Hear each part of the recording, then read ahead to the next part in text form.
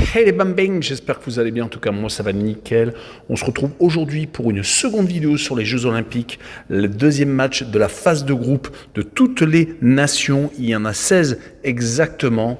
Et j'analyse les 8 rencontres qui se dérouleront le 27 juillet qui sont les suivantes. Nouvelle-Zélande contre USA et France contre Guinée dans le groupe A. Le groupe B avec l'Argentine contre l'Irak et l'Ukraine contre le Maroc. Dans le groupe C, la République dominicaine qui affronte l'Espagne et l'Ouzbékistan contre l'Égypte. Et dans le groupe D, l'Israël contre le Paraguay et le Japon contre le Mali. Voilà, n'hésitez pas à venir nous rejoindre sur le site VIP et les réseaux sociaux. Tout est à l'écran et en description. N'hésitez surtout pas à mettre votre critique positive ou négative, votre petit pouce. Et n'hésitez pas également à rejoindre la communauté. On est en train de tutoyer les 17 800. Merci encore. Et on attaque avec la poule A et la Nouvelle-Zélande contre les USA. Les All White ont réussi lors de leur entrée en compétition à battre la Guinée sur le score de 2-1 avec beaucoup d'erreurs de la défense guinéenne. Ils ont pris une option pour la qualification. Ils vont essayer de continuer sur cette lancée contre les Américains. On rappellera que lors des qualifications et également lors de leur préparation, ils avaient pris énormément de confiance, gagnant avec beaucoup d'écart contre des équipes comme les Fidji, Vanuatu. Ils avaient quand même perdu contre l'Ouzbékistan en match amical juste avant ces Jeux Olympiques. Et donc cette victoire contre la Guinée qui leur donne de la confiance. Mais ils vont jouer contre des Américains qui sont en mal de résultats, qui n'ont gagné qu'une seule fois sur les 5 derniers matchs, toutes compétitions confondues. Et c'était contre la Guinée, justement une équipe qu'ils vont rencontrer lors de la 3e journée. Ils ont débuté ces Jeux Olympiques avec une défaite 3-0 contre la France. Ils sont actuellement donc, comme je vous l'ai dit, sur 3 défaites à nul et une seule petite victoire. Leur seul peut-être fait d'armes est ce match nul contre la France, faisant 2 buts partout en mars 2024. Mais je les vois quand même au-dessus des Néo-Zélandais et je vois une victoire 2-1 des Américains avec le plus de 2,5 buts sur le match et une cote à 1,75. On enchaîne avec la France contre la Guinée. La France a réussi à remporter son premier match 3-0, marquant beaucoup de buts et prenant énormément de confiance. D'ailleurs, ça a plu au public marseillais. Ils ont réussi à continuer sur leur lancée car ils restent sur une série de 7 matchs consécutifs sans défaite. Ils avaient réussi à remporter des matchs très importants contre la Côte d'Ivoire, contre le Paraguay et la République dominicaine, marquant beaucoup de buts. Ils avaient quand même été accrochés 2 fois contre les États-Unis et le Japon juste avant ces Jeux Olympiques. Mais donc cette victoire 3-0 fait énormément de bien. Et ils vont jouer contre une équipe guinéenne qui a malheureusement donc perdu contre la Nouvelle-Zélande d'entrée de jeu. Ils avaient pourtant remporté leur dernier match amical contre l'Indonésie juste avant, mais c'était sur le score de 1-0. Ils ne sont pas dans la meilleure des dynamiques sur les 5 derniers matchs, toutes compétitions confondues. Donc un match nul, une victoire et quand même 3 défaites. Ils ont tout de même pas mal de points négatifs, une défense plutôt fragile, ça s'est vu contre les Américains, et des fois une attaque totalement muette.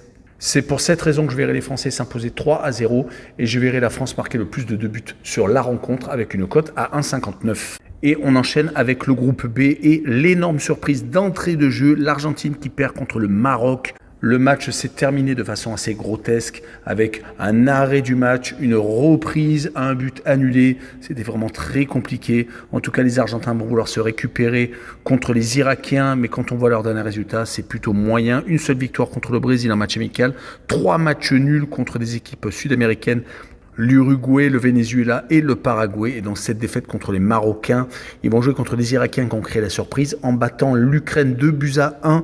Les Irakiens étaient pourtant pas si mal que ça. Cela pouvait être un avertissement pour les Ukrainiens. Une seule défaite contre le Japon sur les 5 derniers matchs, toutes compétitions confondues. Et 4 victoires obtenues contre des équipes d'Arabie Saoudite, du Vietnam et d'Indonésie. Sans oublier bien entendu celle du match d'ouverture contre l'Ukraine. Mais je verrai quand même une victoire de l'Albi Céleste 2-1 avec l'Argentine qui marque le plus de 1,5 buts sur le match avec une cote assez faible à 1,44. La seconde rencontre du groupe est l'Ukraine contre le Maroc. Les Ukrainiens sont déjà au pied du mur après cette défaite contre l'Irak. Ils avaient pourtant fait une préparation plutôt intéressante, battant l'Italie, le Panama, le Japon et faisant match nul contre la Côte d'Ivoire. Donc cette défaite a été tout de même une grosse déception. Ils vont jouer contre une équipe du Maroc qui est gonflée à bloc, qui va jouer une seconde fois à Saint-Etienne, qui vient de battre les Argentins, qui a beaucoup d'ambition. Cela se voit dans l'envie des joueurs avec un capitaine capitaine Hakimi qui a envie de montrer aux jeunes pousses marocaines de quel bois il se chauffe et tout le monde est en train de le suivre. Ils ont par contre fait des résultats plutôt moyens ces derniers temps sur les 5 derniers matchs, toutes compétitions confondues, 2 défaites contre le Danemark et l'Ukraine et 3 victoires contre la République dominicaine, les États-Unis et donc contre ces Argentins. Il faudra tout de même compter sur eux et sur cette rencontre, je verrai bien un partage de points, un but partout avec les 2 équipes qui marquent et une cote à 1,99. On enchaîne avec le groupe C et la République dominicaine contre l'Espagne, peut-être le match le plus déséquilibré de cette journée avec les Dominicains qui ont fait 0-0 contre l'Égypte, créant la surprise, ne prenant pas de but. C'était assez rare pour le dire car depuis les dernières rencontres amicales, ils avaient pris des bouillons, surtout contre la France où ils avaient pris 7 buts. Ils en avaient pris également 3 contre le Honduras, 2 contre le Paraguay. Certes, ils avaient réussi à prendre leur revanche contre les Paraguayens, mais tout de même, la République dominicaine est une équipe plutôt faible. Ils vont jouer contre des Espagnols qui vont vouloir enchaîner une seconde victoire après celle contre l'Ouzbékistan, qui a été un peu dans la douleur. Ils vont bien entendu prendre le jeu à leur contre les Dominicains pour les étouffer et qu'il n'ait pas un seul ballon. Les Espagnols sont, avec l'équipe A, déjà champions d'Europe et ils veulent, avec ces Jeux Olympiques, mettre leur équipe de U23 encore plus haut. Sur cette rencontre, je verrai l'Espagne s'imposer 3-0 sans coup férir avec les Espagnols qui marquent le plus de 2,5 buts sur le match et une cote à 1,67. La deuxième rencontre est l'Ouzbékistan contre l'Égypte. Les Ouzbeks ont créé énormément de problèmes à l'Espagne. Ils avaient pourtant fait des matchs amicaux plus ou moins moyens avec des défaites contre le Mali et contre le Japon. Un match nul contre le Mali qu'ils avaient rencontré une seconde fois et une seule victoire contre la Nouvelle-Zélande. Ils vont essayer de s'appuyer sur certains points positifs contre une équipe d'Égypte qui a fait match nul contre la République dominicaine, qui avait pourtant battu 2 fois la Côte d'Ivoire lors des matchs amicaux. C'est surtout une équipe qui n'a pas perdu depuis juin 2023, qui a enchaîné 14 matchs sans défaite, toutes compétitions confondues.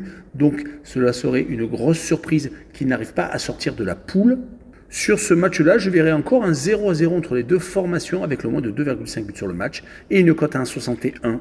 On finira avec le groupe D et la première rencontre, l'Israël contre le Paraguay. Les Israéliens sont arrivés sans vraiment de certitude.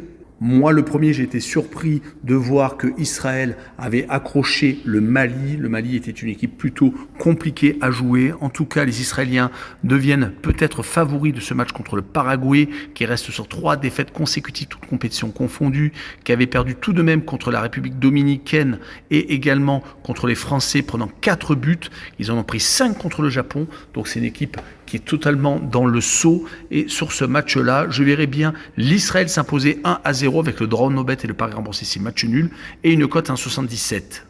Et on finira cette vidéo avec le Japon contre le Mali. Les Japonais ont montré de quoi ils sont capables avec cette victoire 5-0 contre le Paraguay. Ils n'ont plus perdu depuis 6 rencontres, toutes compétitions confondues. Ils ont réussi à s'imposer contre le Qatar, contre l'Irak, contre l'Ouzbékistan et les États-Unis, avant bien entendu le match nul contre la France où ils avaient réussi à accrocher les Français à Toulon.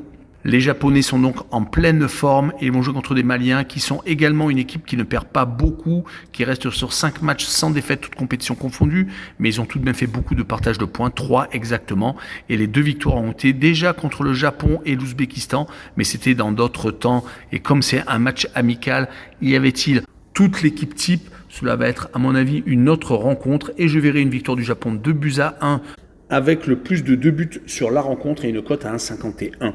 Voilà, on en a fini avec cette vidéo. N'hésitez pas à venir nous rejoindre. Ciao les bambins!